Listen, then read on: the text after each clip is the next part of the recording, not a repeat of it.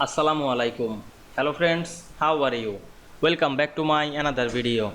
In this video, I am going to show you how to make horizontal columns in Adobe InDesign. Let's get started. At first, you have to open your InDesign software. Now you want to make the horizontal column. At first, we open a document and we can see here many pages. Now I am added the horizontal column to this document. Here not available the manual option. Now I make this manually. Then go to the table menu and click this table option and select your column to this row number. Now I make 3 column and click OK. Then click on this.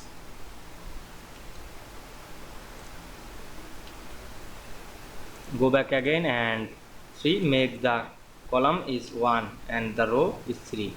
Then click again and we can see here 3 horizontal column to this table. You can write anything. Now I am write something to this table.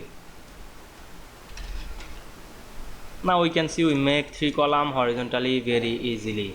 I hope you enjoyed my video. Please like, comment, share and subscribe my channel. Thanks for watching.